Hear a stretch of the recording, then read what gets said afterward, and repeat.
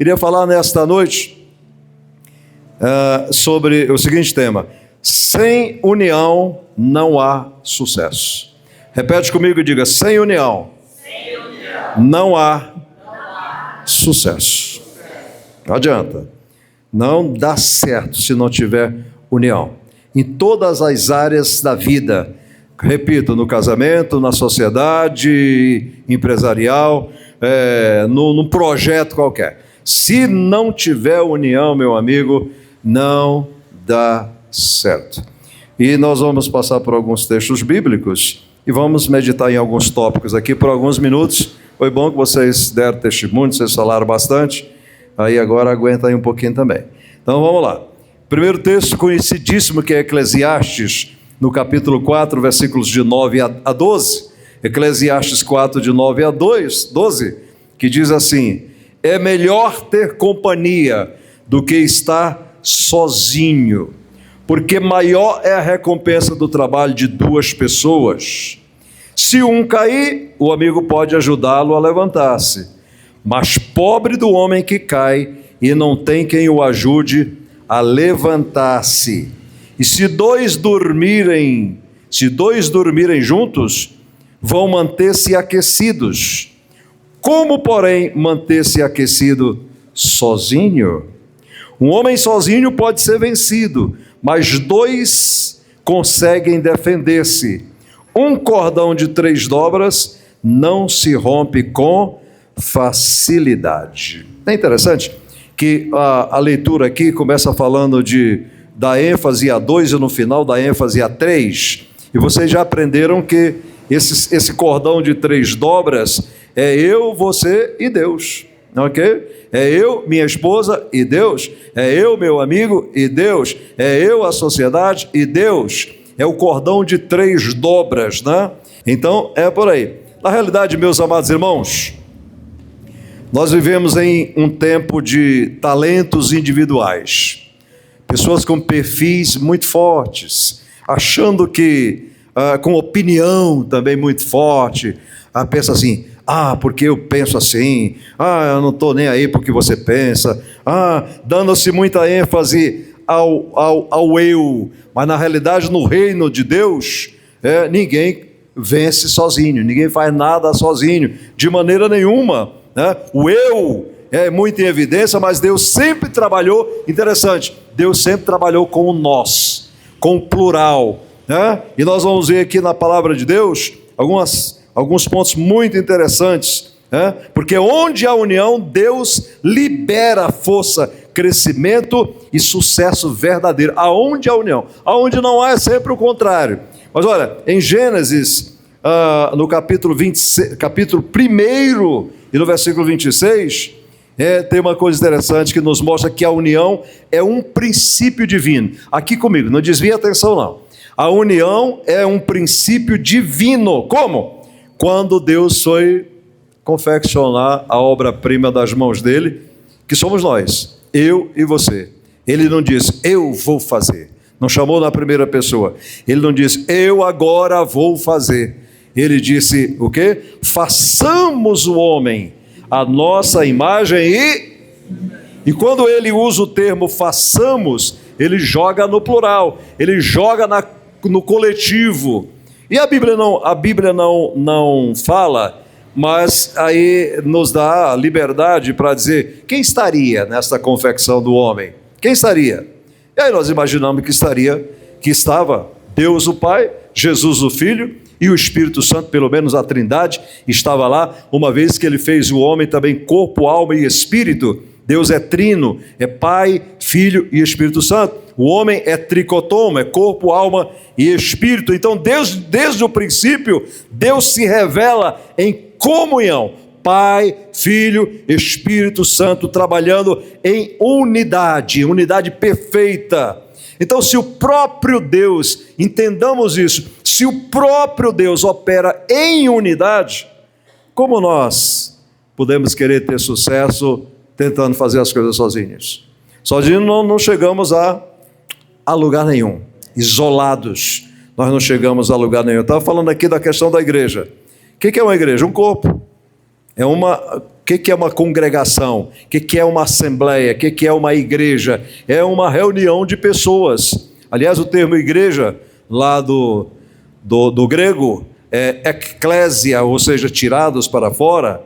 Mas a igreja o que é? Uma assembleia, é uma reunião de pessoas que adoram a um Deus único, fiel e verdadeiro, que se divide também em três: Pai, Filho e Espírito Santo. Então, isso é um princípio divino. Façamos.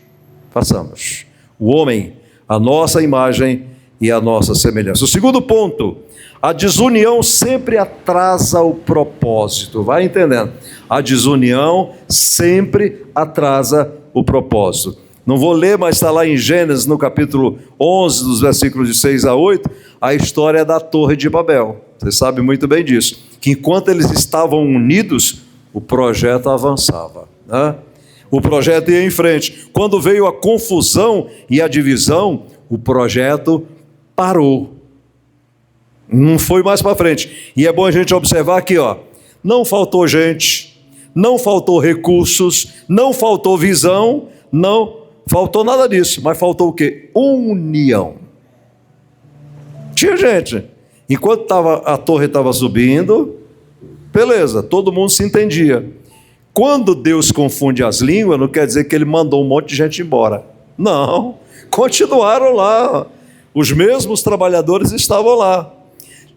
O mesmo material estava lá. Os recursos que eles usavam, tijolo, betume, sei lá, não foram recolhidos. Eles estavam lá do mesmo jeito. E a visão que era de construir uma torre para tocar os céus, também continuava. Mas parou porque faltou união, ninguém se entendeu mais. Um pedia uma coisa, o outro entendia outra. Vamos trazer para a nossa época, um pedia tijolo, o outro trazia madeira. Um pedia cimento, o outro trazia água. E o projeto parou ali. Então, o que nós vemos hoje, na realidade, por exemplo, quantas famílias travadas, que não avançam, porque falta união. Falta união. Famílias travadas. Às vezes a gente olha e fala, meu Deus do céu, o que acontece com essa família? O que acontece é falta de união. Ninguém se entende, irmãos. Um fala uma coisa, outro fala outra. Embora seja diferente um do outro, mas a gente tem que chegar num denominador comum. É a questão, por exemplo, marido e mulher, vamos ter uma DR. Vamos ali, sobre o nosso dia a dia, né? Discutir a relação. DR significa isso. Vamos discutir a relação. Discutir num bom sentido. Vamos negociar. A vida é um negócio. A vida é assim. Quando Jesus dá os talentos, 5 para um, 2 para outro, 1 para outro, ele diz assim, vão lá e negociem. É negócio, é negociar. É a mulher que quer o sofá naquele tempo, naquela semana. E o marido dizer, amor, não dá esta semana, mas daqui um mês vai dar. E a mulher entender que só vai ter que esperar um mês para chegar o sofá. Não ela dizer, eu quero o sofá essa semana, o marido dizer, não dá, e ela dizer, casei com o homem mais horrível do mundo. Aí criou uma briga, entendeu? Então é conversando. Então famílias travadas, onde pais não entendem filhos, onde filhos não entendem pai, onde ninguém se entende. E olha, quando nós vemos confusão entre famílias, que aliás chegam às vias de fato, a morte, uns matando os outros, porque não existe união, brigando por bens patrimoniais, coisa absurda. Ora, famílias que no velório do pai já estão brigando pelos casebres que ficaram, já estão brigando, muitas vezes não é por grandes coisas, por pequenas coisas que na cabeça deles parecem ser muito grandes. Brigas e mais brigas. Famílias assim são infelizes, são pessoas infelizes, brigando por pouca coisa. Não se deve brigar nem por muito, imagina por pouca coisa, né? Quantos ministérios também estagnados por falta de união, parados, igrejas paradas. Quer ver uma igreja não ir para frente? É faltar união entre a igreja. Eu louvo a Deus, irmão, por essa igreja. Ontem a gente passamos ali, estava comentando sobre isso, o Adriano estava até falando sobre isso, porque eu vim aqui, e aí me ligaram aqui porque vinha o pessoal aqui colocar uma fresa de asfalto no nosso estacionamento. Se você for lá, está tudo limpinho, tudo arrumadinho, com fresa, com tudo bonitinho, já pode pôr os carros lá, sem problema, a rua também, enfim. E aí eu vim para cá, e quando cheguei lá, nós tínhamos já tinha tirado o mato, estava aquele monte de matos. Aí eu ligo para o Adriano, ele falou: pastor, daqui a pouco estou aí. Ligo para o Roberto, pastor. O Roberto falou: pastor, daqui a pouco eu estou aí. Chega Roberto, chega Bolinha, chega Adriano, o Davi, que já estava aqui, né? Muito ocupado, mas eu tirei ele da ocupação e ele desceu. Né? E aí, daqui a pouco, o que nós fizemos? Tiramos tudo aquilo ali, e o Adriano falou: pastor, que equipe que o senhor tem. Mas é verdade, nós estamos juntos para o que der e vier, e isso agrada o coração de Deus, isso agrada o coração do Pai, e Ele tem nos abençoado e vai nos abençoar, porque a Bíblia diz, está lá na frente, nós vamos ver o amado Salmo 133, que aonde há união, o Senhor ordena a bênção para sempre. Nós vamos ter retiro, Deus vai nos dar esse prédio, é na união, meu irmão, é na união. Então é triste quando nós vemos ministérios estagnados, parados no tempo, porque ninguém se entende, um diz uma coisa, outro diz outra, um critica, briga com o outro por qualquer coisa. Quantos sonhos interrompidos também, por falta de união. Então, uma pessoa tem um sonho, vamos ver, por exemplo, aqui na igreja, uma pessoa tem um sonho de fazer algo que Deus colocou no seu coração, mas levanta-se logo aqueles, olha, eu vou te falar uma coisa, assassinos são repugnantes, mas tem alguns assassinos que são muito repugnantes, todos eles, seja o que tira a vida literalmente, mas existem assassinos de sonhos. São pessoas que te põem para baixo. Não deixa que o que essas pessoas falem, entrem pelo teu ouvido e desçam para o teu subconsciente. Desçam para a tua alma, porque vai te fazer mal. Fecha os ouvidos para essas pessoas. Assassinos de sonhos, né? Que interrompem sonhos de pessoas quando essas pessoas dão ouvidos. Conta-se uma história que eu não sei se é verdade, mas eu ouvi essa história, que um dia, Ana Paula Valadão, um professor de música, disse a ela, quando ela estava começando o seu ministério, disse a ela: desista porque o seu chamado não é cantar. Imagina se ela tivesse deixado isso entrar na alma dela.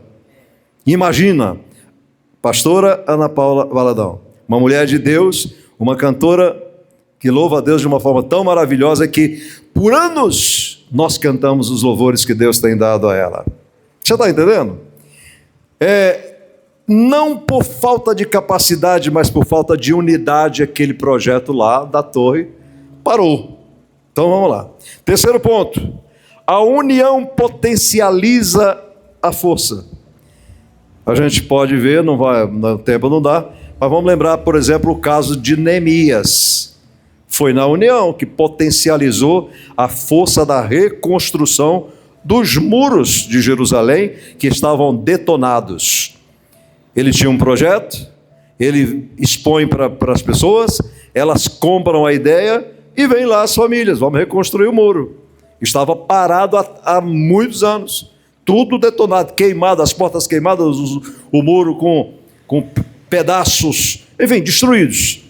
E na união daquele povo ali, potencializou uma reconstrução de tal forma que em 52 dias os muros foram reconstruídos, com pessoas que possivelmente nunca tinham colocado a mão numa colher de pedreiro, numa ferramenta de construir muros, mas eles foram, porque o caminho se faz ao caminhar. A gente descobre que a gente sabe fazer as coisas quando a gente se mete a fazer. Aí você vai descobrir que você sabia. Você não sabia que você sabia. Não é interessante isso? Na matéria de Deus, cada um soma e unidos multiplicam. união não, como eu já disse aqui, união não elimina diferenças, não quer dizer que nós vamos aqui ser unidos e nós vamos ser tudo igualzinho. Não, não, não. Eu gosto de doce, você gosta de salgado, eu gosto de pudim, você detesta, você gosta de cuscuz e eu não gosto, e assim nós vamos, é assim. Então, união não elimina a diferença, mas transforma diferenças em complemento. Como é que funciona isso? O que eu não tenho, o outro traz, o outro tem, eu já disse isso aqui. O que eu não vejo, o outro percebe. O que me falta, o corpo, o grupo supre. Eu já disse aqui outras vezes que eu não tenho alguns dons. Como é que eu me completo? Você tendo. Nós somos um corpo. Somos um corpo. Eu não tenho determinados dons, mas a Zenade tem. Então, para mim está valendo, ela está no corpo. Eu não tenho determinados dons, mas o Adriano tem. Então, eu não sou sensitivo, mas ele é. Eu entro num lugar, mas ele entra e sente o ambiente. Aí, o que acontece? Eu estou junto com ele. Ele me completa. É assim que as coisas acontecem. O que eu não tenho, o outro tem, e o outro traz. E assim nós vamos nos fortalecendo. Entende isso? Sozinho.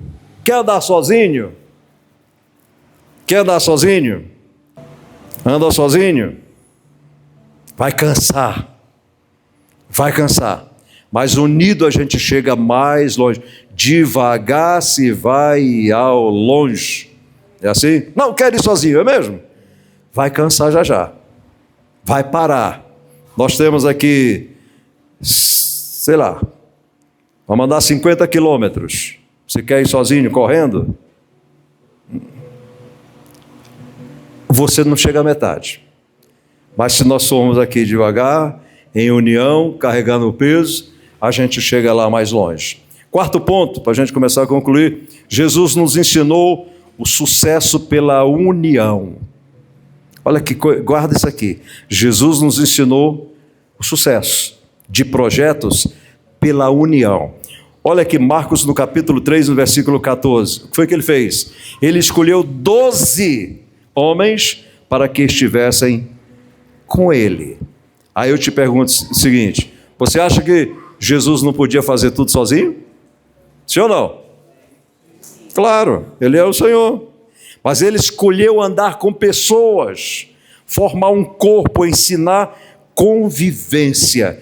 Isto é uma coisa interessante. Jesus escolheu 12 e Marcos diz isso com detalhe, para que estivessem com ele. Vem cá, Pedro, André, Tiago, João, Mateus e tal. Ele escolhe 12 homens para começar o maior projeto de resgate de vidas, de salvação de todos os tempos, que é isto que você faz parte, chamado Igreja de Cristo na Terra. Escolhe homens.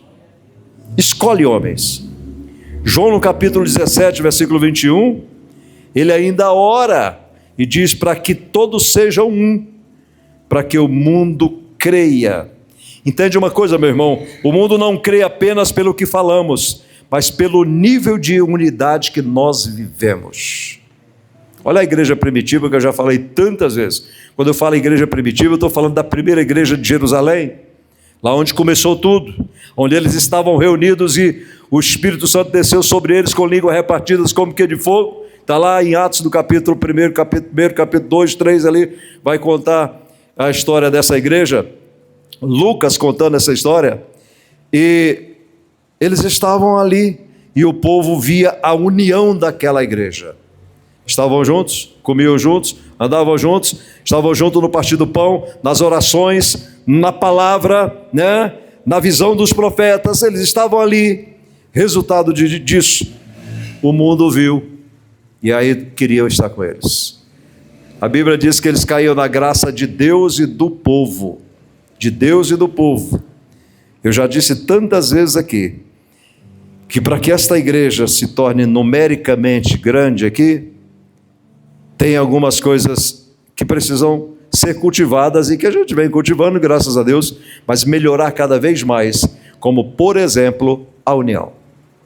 estarmos juntos, gostarmos de pessoas. Entende uma coisa, meu irmão? Se você tirar uma pessoa por tuas palavras, por tuas atitudes, aqui dentro dessa igreja, pessoas que Deus traz, você está dando o direito a Deus de cobrar isso de você. Porque a conta de Deus é somar. E com essa soma multiplicar. Somar. É triste quando uma pessoa chega na igreja e outras pessoas dão lugar à negatividade, ou, para não dizer ao próprio inimigo, para arrancar essas pessoas da igreja. É muito triste. Com atitudes, com palavra desnecessária, com negativismo, com tudo. Não é a nossa política de trabalho. Não, muito pelo contrário. É agregar. Não interessa quem é a pessoa. Se ela é rica, se ela é pobre, se ela é preta, se ela é branca, se ela é alta, se ela é baixa, magro ou gordo, se é gay, se não é, não interessa. O Senhor diz assim: vinde como estais. Porque Ele é poderoso para deixar do jeito que Ele sabe deixar. Esta é a verdade. Nós não podemos discriminar ninguém. Nada. Pessoas sendo discriminadas. Às vezes eu vejo os negros falando que são discriminados, e eu creio. São discriminados ainda no Brasil, e muito. São discriminados pela cor da sua pele. A igreja que faz isso está pecando contra Deus. O crente branco que tem pele branca e acha que é melhor do que aquele que tem pele negra, ele não entendeu nada da palavra de Deus. Eu ousaria dizer que ele não nasceu de novo. Não, porque o Senhor não está olhando para a cor da pele, Ele está olhando para o coração, Ele está olhando para aqueles que reconhecem Ele como Senhor e Salvador. Portanto, aqui eu nunca ouvi falar que nós tivéssemos qualquer discriminação com pessoas que têm a pele diferente umas das outras. Mas de forma nenhuma, de jeito nenhum. Porque seriam coisas inconcebíveis.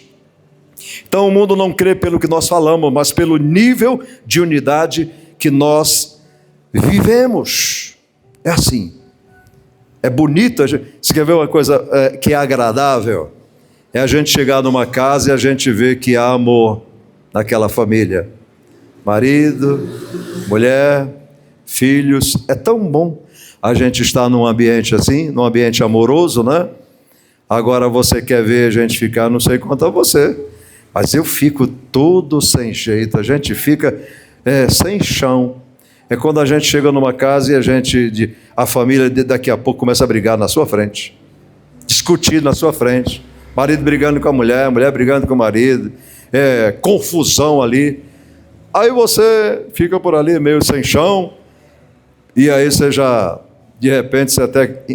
Aí te leva até a mentir. Fala, gente, eu esqueci, eu lembrei de um negócio aqui agora. E desculpa aí, mas eu vou ter que ir. Vou ter que sair. Isso é desagradável. Agora, quando a gente chega no lugar amável, a gente nem quer ir embora, né? Lugar amável. Tem café medroso na mesa, né? Um bom papo, uma boa conversa. A gente vai ficando por ali e a gente não vê a hora passar, porque a gente vê que há união. Maridos, mulheres, se amem. Mas amem não para mostrar para os outros, mas quando... Até porque existem umas hipocrisias, né? Aqueles casais, pode ver nas redes sociais, então sempre a foto é dos dois agarrados, né? Sempre. Que nem sempre... Ali é a expectativa, a realidade é outra. Né? Mas não precisa fazer para mostrar para os outros. Mas se você fizer de verdade, os outros vão ver. E isso é bonito. Isto é bonito. O marido que ama a sua esposa, a esposa que ama o seu marido, que se entendem, porque a Bíblia diz o quê? Deixará o homem, seu pai e sua mãe, unir-se-á a sua esposa, e serão ambos uma só. Emendou, misturou, é junto e misturado. Agora não é mais homem, mulher e homem, é um corpo. Isto é maravilhoso, isto é bom. Isto é agradável diante dos olhos do Senhor. E Paulo vai dizer assim, ó, o marido não manda no seu próprio corpo, quem manda é a mulher. E da mesma forma, a mulher não manda no seu corpo, quem manda é o marido. E ele vai dizer assim, ó, e não roubem uns aos outros, não vos defraudeis um ao outro, a não ser, ressalva, a não ser para oração, jejum, consagração. Mas quando terminar o jejum, corre novamente para a prática. Que prática é essa? Prática sexual. Para quê? Para que o diabo não vos tente pela vossa incontinência. Eu já disse aqui a vocês, leão com fome, lembra disso? Leão com fome ataca qualquer gato magro. Ah, mas meu marido é crente. É, ele é crente. Mas até no Pai Nosso, o Senhor diz para a gente pedir para Deus nos guardar das tentações. Não é assim? É crente. Mas uma mulher que não alimenta o seu marido, está abrindo espaço para ser alimentado por outra lá fora. E vice-versa. Então não vos defraudeis. Estejam em união.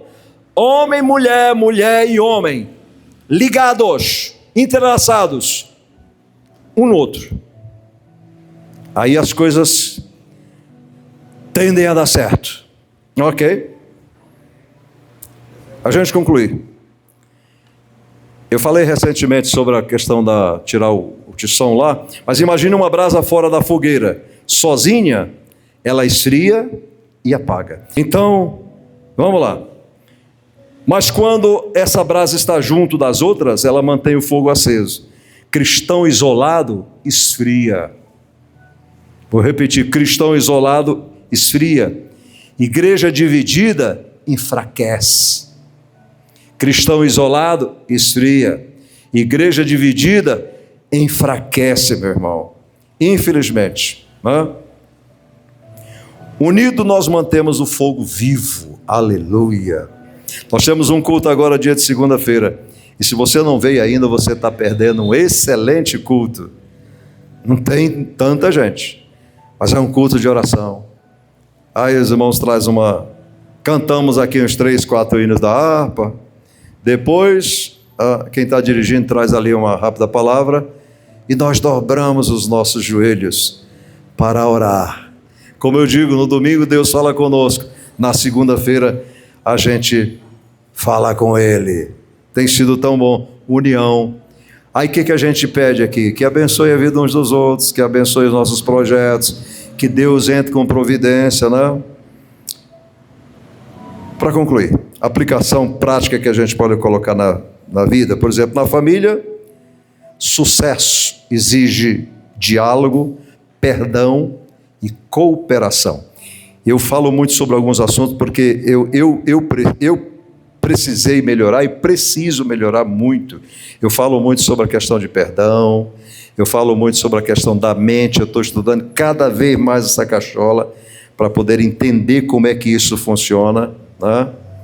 Quando a Bíblia fala do coração, né? A boca fala que o coração está cheio, não está falando do músculo, está falando mas a gente fala mais sobre isso depois. Então, quer ter sucesso na família? Então tem que ter diálogo, tem que ter perdão, tem que ter cooperação, todos cooperando, para um bem comum. E ter conversa, ter diálogo. E isso, às vezes, quase sempre não é fácil. Às vezes as pessoas são assim. São amigos lá fora, mas dentro de casa é um muro. Tem que ter diálogo. Já se diz que é conversando que a gente se entende. Diálogo, discutir a relação, dizer, olha, negociar, não é isso? Agora não dá, depois dá, e assim vai. E perdão. Família intrigada, irmãos intrigados, parentes intrigados. Se você é crente e está intrigado com alguém, em nome de Jesus, se reconcilia. Porque Jesus não vem buscar intrigados, Ele vem buscar salvos. Ok? E a cooperação que tem que cooperar. Nas despesas, no dia a dia, né? Na igreja, ninguém é maior que o corpo. Ninguém é maior do que a igreja. Ninguém é maior. O maior é o corpo junto. Ah, porque eu sou o pastor. Não, eu sou só na responsabilidade, eu sou o maior, eu sou o líder, né? Mas nós fazemos parte de um corpo,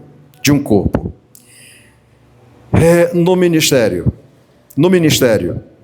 não é competição, é cooperação. Há lugares que as pessoas vivem competindo. Ah, porque eu canto melhor, porque eu toco melhor, porque não sei o quê, você não sabe pregar, eu que sei e tal. Esse tipo de coisa não agrada a Deus e só leva a igreja para trás. Então, no ministério, não é competição, meu irmão, é cooperação. Um ao outro ajudou, e ao seu irmão, ao seu amigo disse: esforça-te, ficou muito bom. Meu irmão, tu cantou maravilhosamente. Meu irmão, como você toca bem. Minha irmã, como você dirige um culto bem. Parabéns, minha irmã. Diz assim: a Beth dirigiu o culto, você viu como é que ela dirigiu? Tudo errado, eu é que sei fazer. Não, meu irmão, Beth, você dirigiu o culto maravilhosamente bem, e eu louvo a Deus pela sua vida.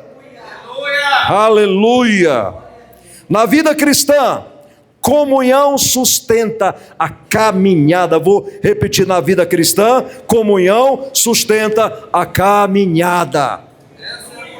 Andamos juntos, estamos juntos, mas não é para dizer essa frase, estamos juntos, de hipocrisia, não, porque é uma das frases mais hipócritas que se ouve hoje e que se escreve, que se fala, estamos juntos, só de fachada. Quando você disser para alguém, nós estamos juntos, porque não nem fala a frase correta, estamos juntos.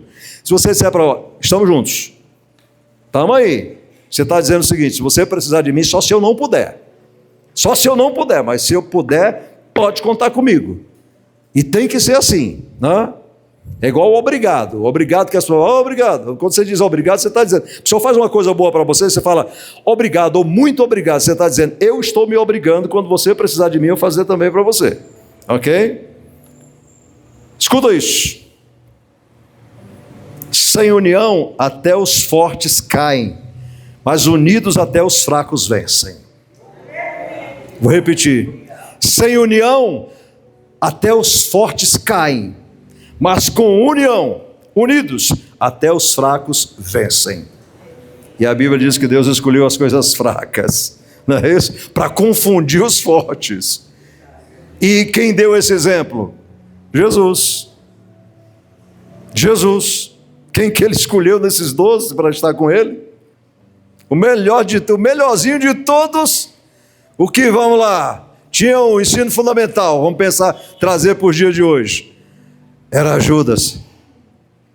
Depois dele, Mateus, que era um funcionário público lá coletando impostos, mas os outros mal sabiam escrever o nome.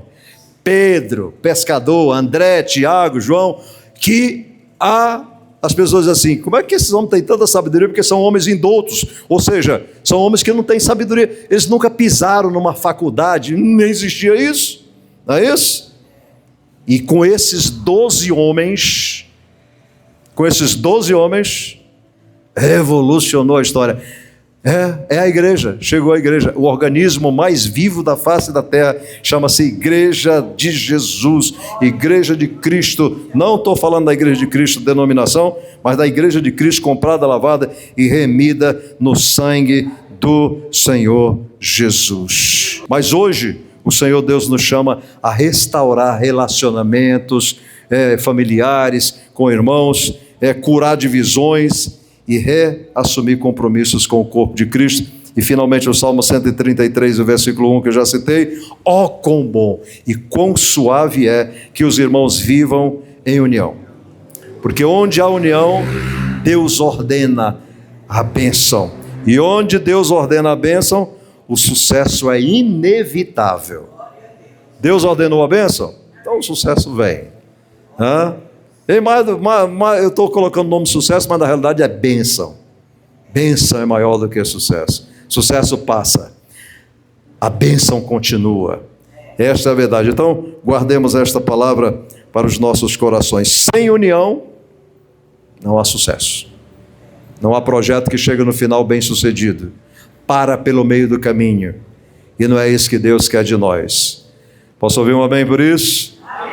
Que o Senhor Deus nos abençoe. Aplauda a Ele seja a honra, a glória, domínio, louvor para todos sempre. Amém. Glória a Deus.